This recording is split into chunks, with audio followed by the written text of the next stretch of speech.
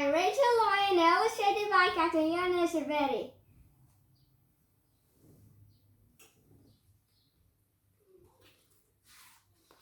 Queen Fluff was a very fancy bunny. She always wore a big fancy crown and lived in a big fancy burrow, the royal burrow. Even though she had plenty of money, Queen Fluff had no friends at all, not when she was lonely and bored. One day she had an idea. I will go and visit all the bunnies in my kingdom, she said. When I find a bunny with the fanciest burrow, I'll stay there for a week. So Queen Fluff sent a letter to every bunny in the kingdom. She ordered them to make their burrows fancy and to cook her a fancy feast.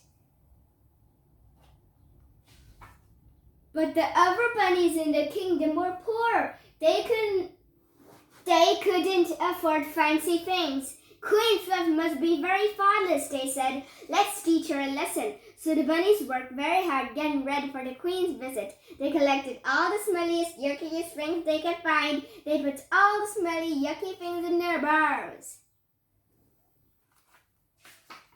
The Queen was busy too, getting ready for her trip. She couldn't wait to see the other bunnies' burrows and choose which was the fanciest. When the big day came, she set off in her fancy royal coach, the Royal Burrow Bunny Shire.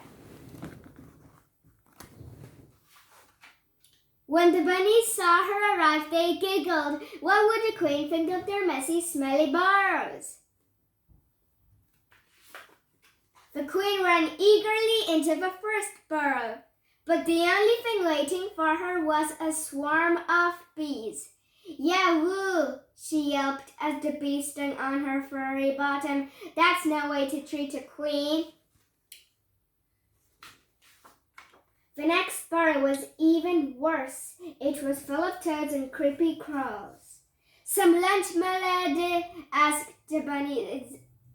Some lunch, my lady? Asked the bunnies inside, offering her a bowl of slug soup.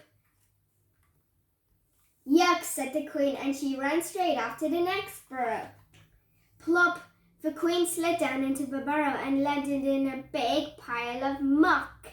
My shiny gold slippers are ruined, she wailed. There was no one there to greet her except for a rat who was wearing only his underpants. Hello there. Queen Fluff was fed up. I'm leaving, she cried. Hooray, cheered the bunnies. We did it! We got rid of thoughtless Queen Fluff. But the Queen had heard every word they said. Oh dear, said Queen Fluff, taking off her crown. I see now you're right. I have been thoughtless and unkind. If only there was a way we could be friends. Suddenly the Queen had an idea. I know. Why don't you come back to my place for a party, she said.